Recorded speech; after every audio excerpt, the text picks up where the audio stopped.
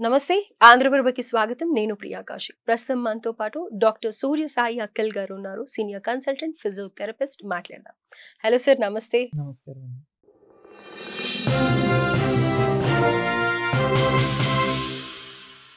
Sir, desk jobs అని మనం ఒక ఎపిసోడ్లో కూడా మాట్లాడాం. సో వాళ్ళందరూ ఫేస్ చేసేది కామన్గా ఎలా అంటే అలా కూర్చోవడం కానీ, లేకపోతే హెడ్ మూమెంట్స్లో కానీ, వెయిట్స్ లిఫ్ట్ చేయడం వల్ల కానీ సర్వైకల్ స్పాండిలైటిస్ అనేది మేజర్గా ప్రతి ఒక్కళ్ళు కంప్లైంట్ ఉంటూ ఉంటుందన్నమాట. సో ఇలాంటప్పుడు తొందరగా డాక్టర్స్ దగ్గరికి వెళ్ళటం కానీ, లేకపోతే చిన్న చిన్న మూమెంట్స్తోనే కదా వాళ్ళు కూడా చెప్పేది అని చెప్పి ఇంట్లో ప్రాక్టీస్ చేయడం కానీ చేస్తూ ఉంటారు. దీంట్లో మేజర్గా నైట్ టైం పడుకున్నప్పుడు పిల్లోది కూడా కొంత ప్రాబ్లం ఉంటుంది. సో నిజంగా అది పిల్లో కరెక్షన్ అనేది అవసరం అంటారా? And at the same time ఈ సర్వైకల్ స్పాండిలైటిస్ ఉండటం వల్ల కొంతమంది సర్జరీస్ వరకు వెళ్తారు. And at the same time headaches కూడా విపరీతంగా బాధ పెడుతూ ఉంటాయి వాళ్ళని. సో దానికి మీరు ఏం సజెస్ట్ చేస్తారు? ఈ సర్వైకల్ స్పాండిలైటిస్ అంటే ఫస్ట్ మనం బేసిక్ స్ట్రక్చర్ ఏంటిది అంటే బాడీది స్పైన్లో 32 వెర్టిబ్రస్ ఉంటాయండి. 32 బాడీస్ ఉంటాయి. ఒక్కొక్క బాడీ కింద ఒక్కొక్క బాడీ కింద ఒక్కొక్కటి ఉంటుంది. ఈ 32లోకి ప్రతి డిస్క్ కూడా బోన్కి మధ్యలో ఉంటుంది. ఓకే. సో ఈ డిస్క్ ఏంటిది అంటే మన బండికి కార్కి షాక్ అబ్జర్వర్లు ఎలాగ ఉంటాయో మన హోల్ బాడీకి మొత్తం బాడీకి that is the only shock observer. ఏ జాయింట్స్కి ఉండవు, ఓన్లీ స్పైన్కి మాత్రమే ఉంటుంది. సేమ్ వే మనకు సర్వైకల్లో కూడా 7 వెర్టిబ్రస్ ఉంటాయి. Cervical 7, thoracic 12, lumbar 5. కింద కాకిక్స్ సాక్రమ్ అని ఉంటాయి. అది చిన్నప్పుడు వేరుగా ఉంటాయి, పెద్దగా కొద్ది ఫ్యూజ్ అయిపోయి సింగిల్ బోన్లో ఫామ్ అయిపోతాయి అన్నమాట అవి. సో సర్వైకల్ తీసుకుంటే సర్వైకల్ 7 బోన్స్ కూడా ఒక ఏజ్ పెరిగే కొద్ది due to the activities which we do. అంటే ఎగ్జాంపుల్ చెప్తాను మీకు. వీ నో లేబర్స్ లైక్ బస్తాలు మోసే వాళ్ళు కానివ్వండి, తట్టలు ఎత్తేవాళ్ళు, నెత్తి మీద బరువులు పెట్టుకొని చేస్తూ ఉంటారు. ఊళ్ళల్లో మనకి ఫ్రూట్స్ అమ్మేవాళ్ళు కానివ్వండి, లేకపోతే ఇటుకలు మోసేవాళ్ళు. So any kind of people వీళ్ళకి సర్వైకల్ రిలేటెడ్ ఇష్యూస్ ఎక్కువ ఉంటాయి. ఫస్ట్ థింగ్ ఇది heavy workers. Second thing desk jobs. ఎందుకు అంటే ఇప్పుడు మీరు ఫోన్ వాడుతున్నారు అనుకుందాం మేడం. ఇప్పుడు నేనున్న కూర్చున్న పొజిషన్లోనే అనుకుందాం. నేను ఫోన్ వాడుతున్నాను, దిస్ ఈజ్ మై ఫోన్. ఇలా ఉంది కదా ఫోన్, ఇలా వాడుతున్నాను. ఇప్పుడు ఎగ్జాంపుల్ నేను ఇలాగే వాడుతున్నాను 1 అవర్, నో వే. ఇలా ఇలా ఇలా ఇలా ఇలా ఇలా ఇప్పుడు నా నెక్ పోస్చర్ ఎలా అయిపోయింది మేడం? ఆల్మోస్ట్ ముందుకు వచ్చేసింది. సో నా హెడ్ వెయిట్ అంతా ఎవరు తీసుకోవాలి? నా మజిల్సే తీసుకోవాలి. సో నా మజిల్స్ ఎంతవరకు టోన్గా ఉంటాయి? హానెస్ట్గా చెప్తాం మేడం, అట్లీస్ట్ మన హ్యాండ్స్ అన్న టోన్గా ఉంటాయి. ఎందుకంటే సమ్ వెయిట్స్ ఎత్తుతాము, బరువులు ఎత్తుతాం కాబట్టి ఈ బైసెప్స్, హ్యాండ్స్, ఆర్మ్స్ కొద్దిగా టోన్ ఉంటాయి. నడుస్తాము, స్టెప్స్ ఎక్కుతాం దిగుతాం కాబట్టి లెగ్స్ టోన్గా ఉంటాయి. ఈ నెక్ స్పైన్ టోన్ ఉంటుందా madam? There is no chance. మీరు ఎక్సర్సైజ్ చేయకపోతే మీ స్పైన్ అనేది ఎప్పటికీ టోన్డ్గా ఉండదు. ఓకే. ఇఫ్ యూ ఎక్సర్సైజ్ అంటే పొద్దున్నే లేచి వార్మప్ చేసే వాళ్ళకి కూడా టోన్గానే ఉంటుంది, కానీ అసలు ఏ యాక్టివిటీ చేయని వాళ్ళకి మాత్రం టోన్గా ఉండదు. సో ఇప్పుడు ఏదైతే ఈ యాక్టివిటీ దీనికి ఉండకపోవడంతో మనం ఏం చేస్తున్నాము, మనం ఒక రాంగ్ పోస్చర్ అలవాటు చేస్తున్నాం. సర్వైకల్కి ఒక షేప్ ఉంటుంది, స్పైన్ అనేది ఒక ఎస్ షేప్లో ఉంటుంది మేడం. టోటల్ వెర్టిబ్రా అన్ని 32 వెర్టిబ్రాస్ చూసుకుంటే ఎస్ షేప్లో ఉంటుంది. సో ప్రతి దానికి కూడా కాన్కేవ్, కాన్వెక్స్ అనేది ఉంటుంది. సర్వైకల్కి కూడా మంచి షేప్ ఉంటుంది. ఇప్పుడు ఆ షేప్ మెయింటైన్ ఎప్పుడు అవుతుంది? నేను ప్రాపర్ పొజిషన్లో ఉంటేనే అవుతుంది. ఓకే.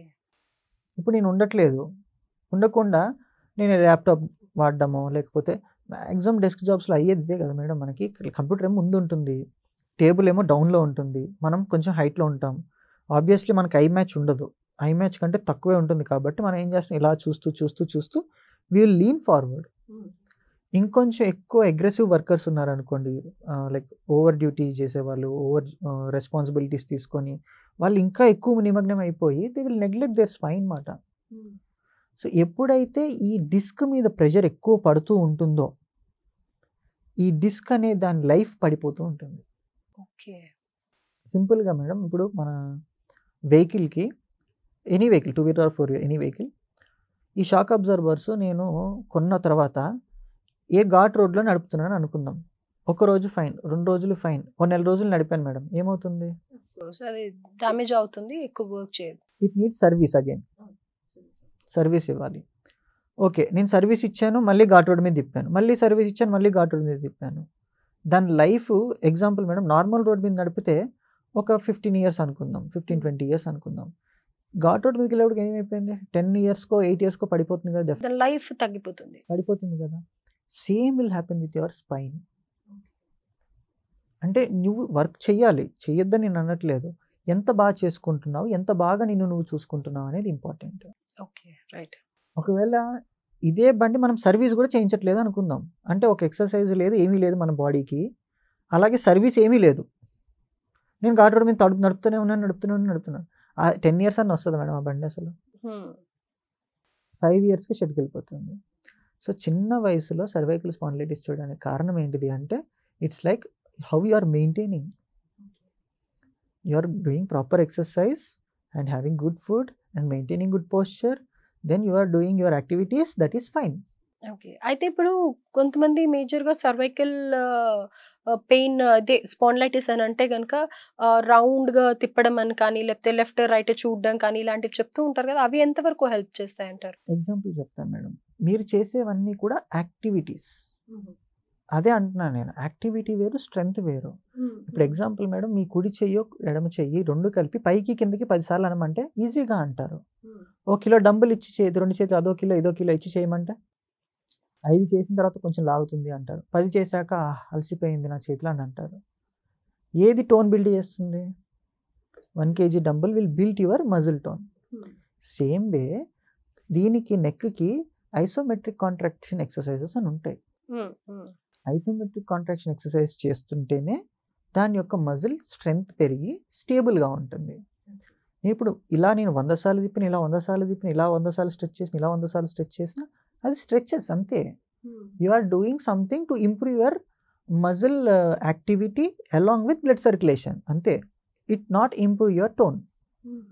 దానికి ఏదైనా ఒక రెసిస్టెన్స్ ఇస్తేనే టోన్ మెయింటైన్ అవుతుంది. Okay, right. Resistance is the key to build a muscle. జిమ్కి వెళ్తారు మేడం, అంతంత వెయిట్లు ఎందుకు వెళ్తారు అనుకున్నారు? Resistance against the gravity. You are lifting 35 kg 40 kg dumbbell to build the muscle. Right. Otherwise it won't build. Same way muscle tone built అవ్వాలి అన్నప్పుడు you give some resistance. Neck తోటి రెసిస్టెంట్ బ్యాండ్ ఎక్సర్సైజెస్ ఉంటాయి, నెక్తో isometrics ఉంటాయి, neck తోటి bed side exercises ఉంటాయి.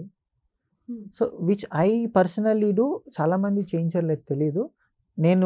నాకు కొన్ని పాత వీడియోస్ ఉన్నాయి యూట్యూబ్లో, నెక్కి సంబంధించి చేయించి చూపించాను నేను పేషెంట్ తోటి.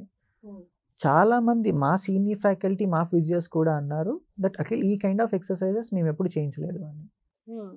So it all depends on when you so much work on it, you will get a new things to teach very elegant way and interesting way. పేషెంట్లు కూడా ఎలాగైపోయారంటే madam, they need entertainment in exercise. Right. అంటే boring exercise అంటారు నాతోటి. ఇంకా వాళ్ళ గురించి ఆలోచించి ఏమైపోతుంది అంటే, వీళ్ళకి ఏంటిది, వీళ్ళకి ఎలా చెప్తే బాగుంటుంది అని ఆలోచించి వాళ్ళకి తగ్గట్టుగా చెప్పడం అలవాటు అయిపోయింది నాకు. ఓకే. రీసెంట్గా మేడం షోల్డర్ ఎక్సర్సైజ్ చేయమంటే ఒక young athlete he was saying that, sir నాకు ఏంది సార్ మీరు డంబుల్ బెట్ చేయమంటారు, అవి నాకు ఇవన్నీ నచ్చట్లేదు sir, think something sports activity type అన్నాడు. సరే అని ఒక పని చేసా. జిమ్లో ఒక బాల్ ఉంటుంది మేడం, వెయిట్ బాల్ ఉంటుంది. నేను ఏమన్నానంటే, you do one thing, lift this ball and throw in air and catch it again and put it down. మరి ఇంత డిఫరెంట్ అని ఎక్స్పెక్ట్ చేయలేదు. ఆయన ఏమన్నారు అంటే, సార్ మీరు ఎంటర్టైన్ చేయమంటే నన్ను టార్చర్ చేస్తున్నారు సార్ అంట. Say either you have to choose what I say or what you are asking I'm giving in a different way. అదన్నీ ఇదన్నీ యాక్సెప్ట్ చే. ఫస్ట్ 2 days కష్టపడ్డాడు madam. 3rd day he started accepting and he start doing very easily. నచ్చింది దానికి. అంత wait ఉంటుంది కదా, అదే చిన్నది ఇలా రౌండ్ 10 kg ఉంటుంది, 20 kg ఉంటాయి, డిఫరెంట్ ఉంటాయి మేడం. మనం 10 kgతో స్టార్ట్ చేసాం అన్నమాట. Okay. He started feeling happy. 2-3 days తర్వాత ఫస్ట్ 1-2 days తను ఏమన్నాడు అంటే, సార్ ఇదేం ఉంటుంది కొత్తగా అన్నాడు. నువ్వు చెయ్యి, నీకు ఇంట్రెస్టింగ్ అనిపించకపోతే అప్పుడు నాకు చెప్పు అన్నాను. Then later he was asking, sir నాకు అప్పర్ ట్రాప్స్ అప్పర్ బ్యాక్కి కూడా కొంచెం ఎక్సర్సైజ్ చెప్పండి, సేమ్ దిస్ వే అంట. నేను అన్నా, ఇంకా నీ గురించి నేను ఇన్వైట్ చేయలేను అన్న, ప్రస్తుతానికి అయితే ఎక్సర్సైజ్ చేయి, you came for this only కదా అని చెప్పి అన్నాను. ఓకే. పేషెంట్స్ మెంటాలిటీ కూడా డిఫరెంట్ గా ఉంటుందండి. ఎక్స్పీరియన్స్ అలా డిఫరెంట్ గా ఉంటుంది వాళ్ళతోటి. And making them happy is a different task again. I try my side is like 100కి 200% నేను ఎఫర్ట్స్ పెట్టాలి. If they are not happy at that moment then we can't do anything కదండి. So సర్వైకల్కి always I prefer to do any isometric exercises basic, then use resistant band. అలా చేయొచ్చు.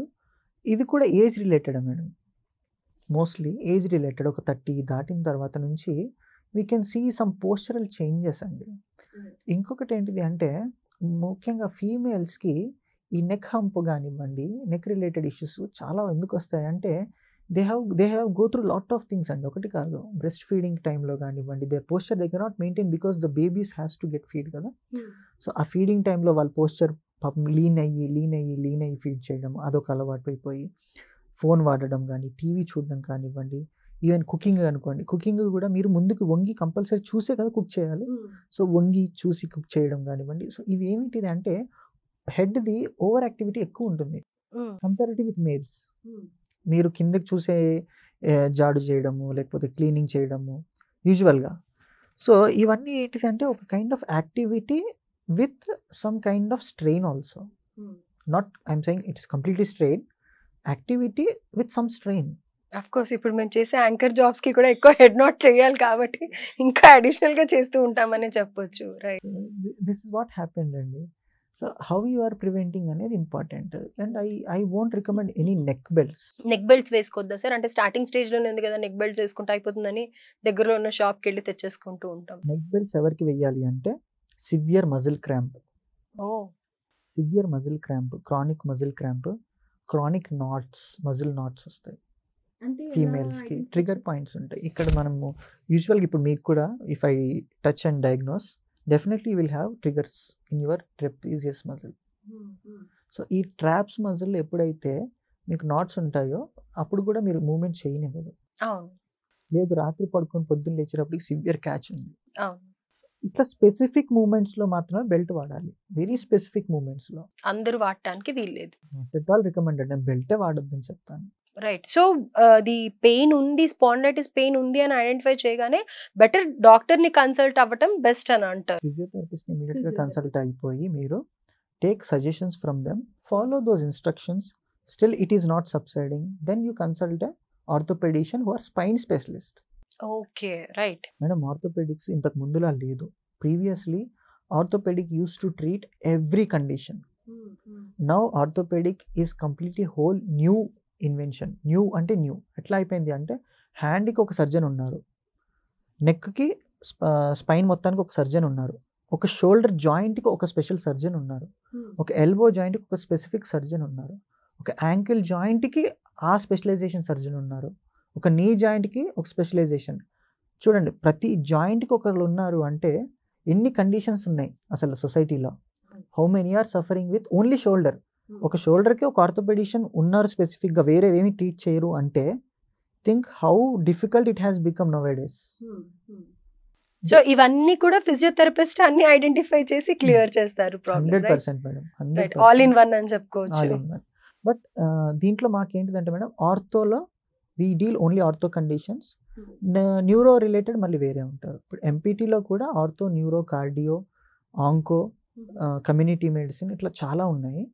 Like paediatrics, మనకి ఏవైతే మీరు దీంట్లో మెడిసిన్లో చూస్తారో ఫిజియోథెరపీలో కూడా సేమ్ ఉంటాయి. సో అందరు ఫిజియోథెరపిస్ట్లు అన్నిటికీ పని చేయరు, ఓన్లీ ఆర్థోపెడిక్ అంటేనే సపరేట్ ఉంటుంది. They have medical knowledge but they don't have that experience. ఇప్పుడు నా దగ్గరికి ఒక పారాలిసిస్ కేసు, స్ట్రోక్ కేసు వచ్చింది అనుకోండి మేడం, బేసిక్ కేసు నాకు తెలుసు, వాళ్ళ రికవరీ రేట్ ఎలా ఉంటుంది, ట్రీట్మెంట్ ఏం చేయొచ్చు, నాకు ఒక బేసిక్ ప్రోటోకాల్ ఐడియా ఉంది. ఫర్ సపోజ్ ఎంపీటీ న్యూరో చేసిన వాళ్ళని తీసుకొచ్చి నా పక్కన కూర్చోబెట్టి if I want to debate with him, I cannot debate 100% with him. Exactly. I cannot match him 100%, but I can try to match him. అంటే basic awareness ఉంటుంది. 90% we know what is it, but we won't touch it. Okay. Unless until ఇంకా అక్కడ solution ఇంకా వేరే option లేదు అన్నప్పుడు then yes we will do it. ఒక person వచ్చినప్పుడు ఈ ప్రాబ్లం అన్నప్పుడు మీరు డయాగ్నోస్ చేసి లైక్ ఇది ప్రాబ్లం అనే బేసిక్ నాలెడ్జ్ అయితే ఉంటుంది కానీ లేదు మేడం. ట్రీట్మెంట్ పరంగా అయితే ట్రీట్మెంట్ automatic పరంగా గా ఐ రికమెండ్ అంటే నేను ఏం చేస్తాను అంటే నా దగ్గరికి ఎన్ నెంబర్ ఆఫ్ కేసెస్ వస్తాయండి విత్ డిఫరెంట్ ఇందులో న్యూరో కార్డియో అన్నీ వస్తాయి. వచ్చిన ప్రతి పర్సన్కి నా చేతిలో ఉంది అంటే నేను చేసేస్తాను. Right. When I feel personally that it needs some specialised person, it needs someone who are very into it. అంటే సార్ మాకు ఇప్పటిదాకా ఇప్పుడు మీరు చెప్పే వరకు నిజంగా నాకు తెలీదు ఇలా ఆర్థోపెడిక్ సపరేట్ ఉంటారు, న్యూరో సపరేట్ ఉంటారు అని. కామన్ గా ఏదో అక్కడ ఫిజియోథెరపీ సెంటర్ కనిపిస్తుంది కదా అని వెళ్ళిపోతూ ఉంటాను తప్ప ఇది తెలీదు. కాబట్టి నేను దీని మీద ఎక్కువ ఇలానే అడుగుతున్నాను. కాదు మేడం, ఇక్కడ జరిగేది కూడా మార్కెట్లో అదే. బ్యాచులర్స్ అండ్ ఫిజియోథెరపీ అని ఉంటుంది. It's like MBBS. ఇప్పుడు ఒక ఎంబీబీఎస్ దగ్గరికి వెళ్తే ఏ కండిషన్తో వెళ్ళినా మీకు టాబ్లెట్ ఇస్తారు. అవును అవును. ఏ కండిషన్ తోటి వెళ్ళినా ఎంబీబీఎస్ డాక్టర్ దగ్గరికి. సేమ్ వే మీరు ఏ కండిషన్ తోటి ఒక బీపీటీ దగ్గరికి వెళ్ళినా ట్రీట్మెంట్ చేస్తారు. బట్ మీరు ఎప్పుడు ఒక స్పెషలైజ్డ్ ఆర్థో దగ్గరికి, ఒక స్పెషలైజ్డ్ పీడియాట్రిషియన్ దగ్గరికి ఎప్పుడు వెళ్తారు? When you have that chronic stage. అవును. I'm not saying that they don't know, but comparatively they don't know with the expertise. Right. Simple logic కదండి. ఇప్పుడు డిఎన్బి ఎండి చేసిన వాళ్ళతో ఎంబీబీఎస్ని పోల్చలేము. ఎగ్జాక్ట్లీ. ఒక ఎంపీటీ పిహెచ్డి చేసిన వాళ్ళని బీపీటీతో పోల్చలేము. It all depends on you, how you are specialised, how much you are experienced in it. Right. So నేను అందుకే ఎప్పుడు కూడా I deal mostly into musculoskeletal and sports. My degree is that. నేను deal చేసే కేసెస్ అన్ని 90% అవే ఉంటాయి. 10% మాత్రమే I choose that okay ఇది మనం చేయగలుగుతాము, let me help with this. If I cannot help him నేను అసలు చేయను మేడం. చాలా స్ట్రైట్ ఫార్వర్డ్గా చెప్తాను. పలానా ఫిజియోథెరపిస్ట్ మా టీంలో ఉన్నారు, they are MPT neuro, they are MPT paediatrics. పిల్లలకు కూడా మేడం, పిల్లల్లో మస్కులోస్కెలిటల్ రిలేటెడ్ నేను చూస్తాను, మళ్ళీ పీడియాట్రిక్స్లో మస్కులోస్కెలిటల్ రిలేటెడ్ నేను చూస్తాను. పిల్లల్లో జీబీఎస్ అని కొన్ని స్పెసిఫిక్ డిజీజెస్ కండిషన్స్ ఉంటాయి. అలా ఉంటే then again I will prefer something to the very specific paediatrician ఎవరైనా ఉంటే I recommend that. Right sir. Thank you sir. Thank you so much for the valuable information.